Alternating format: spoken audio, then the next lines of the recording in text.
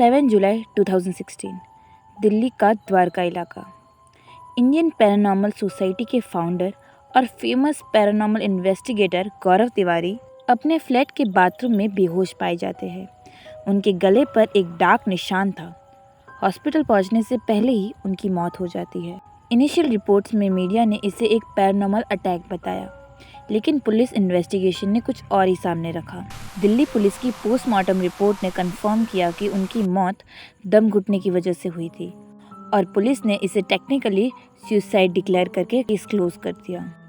लेकिन इस मौत ने तब एक मिस्ट्री का रूप ले लिया जब उनके परिवार का स्टेटमेंट मीडिया के सामने आया।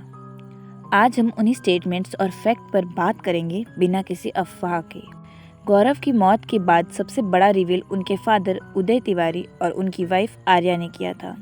न्यूज़ रिपोर्ट्स के अनुसार मौत से करीब 1 महीने पहले गौरव ने अपनी वाइफ आर्या को बताया था कि एक नेगेटिव फोर्स मुझे अपनी तरफ खींच रही है और मैं इसे कंट्रोल नहीं कर पा रहा। ध्यान देने वाली बात यह है कि आर्या ने इस बात को भूतों या आत्माओं से नहीं जोड़ा था। उन्होंने पुलिस और मीडिया को बताया कि उन्हें लगा गौरव लगातार काम, ट्रैवलिंग और अनजान जगहों पर रहने की वजह से एक्सट्रीम स्ट्रेस या डिप्रेशन में है। आर्या को लगा था कि टाइम के साथ ये थकान ठीक हो जाएगी। वहीं दूसरी तरफ उनके पिता उदय तिवारी का स्टेटमेंट था कि गौरव मेंटली बहुत स्ट्रांग थे। उन्होंने मीडिया को कहा था कि उन्हें विश्वास नहीं है कि उनका बेटा सुसाइड कर सकता है।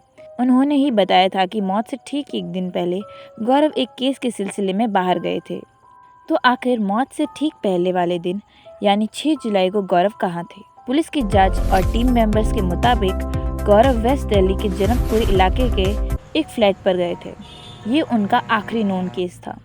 वहाँ के एक परिवार ने रिपोर्ट किया था कि उनकी बेटी का बिहेवियर बहुत अजीब और वायलेंट हो गया है और उन्हें लगता है कि उस पर किसी चीज़ का साया है। गौरव अपनी टीम के साथ वहाँ गए, सिचुएशन को देखा और वापस आ गए। इस इन्वेस्टिगेशन के डिटेल प्राइवेट रखे गए हैं, लेकिन पुलिस रिपोर्ट कंफर्म करती है कि गौरव उस रात करीब 1:30 बजे के आसपास अपने द्वारका फ्लैट पहुंचे थे। इंटरनेट पर अफवाह है कि वहां बहुत कुछ सुपरनैचुरल चीज़ें हुई, पर एक्चुअल रिपोर्ट्स के मुताबिक घर लौटने के बाद गौरव ने अपने ईमेल्स चेक किए थे और अपने मोबाइल पर कुछ देर काम किया, जिसके बाद वो सो गए। अगली सुबह 11 बजे उनकी बॉडी मिली। गौरव की जिंदगी और उनके काम के ऊपर ऑथर अभिरूप धार ने इंडियन पैरानॉर्मल सोसाइटी की टीम के साथ मिलकर एक बुक लिखी, घोस्ट हंटर गौरव तिवारी। अगर आप इस बुक और गौरव के पुराने इंटरव्यूज को देखें तो एक क्लियर पैटर्न नजर आता है। गौरव अंधविश्वास को प्रमोट नहीं करते थे।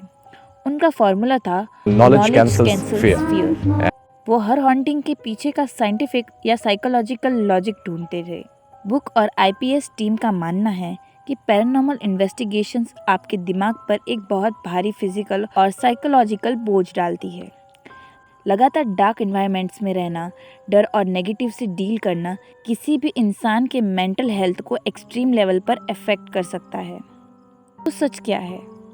पुलिस का कंक्लूजन है सुसाइड। फैमिली का स्टेटमेंट था वर्क स्ट्रेस और वो नेगेटिव फोर्स जो शायद उनका डिप्रेशन था। गौरव तिवारी एक ब्रिलियंट इन्वेस्टिगेटर थे जिन्होंने इंडिया में पैरानॉर्मल रिसर्च को एक साइंटिफिक अप्रोच दी। उनकी आखिरी इन्वेस्टिगेशन और उनकी मौत का कोइंसिडेंस बड़ा ज़रूर था, लेकिन एक्चुअल एविडेंस किसी भूत या एंटाइटी के अटैक की तरफ इशारा नहीं करते, बल्कि एक ऐसी एक्सट्रीम मेंटल एग्जॉशन की तरफ इशारा करते हैं जिसे उस वक्त कोई नहीं समझ पाया।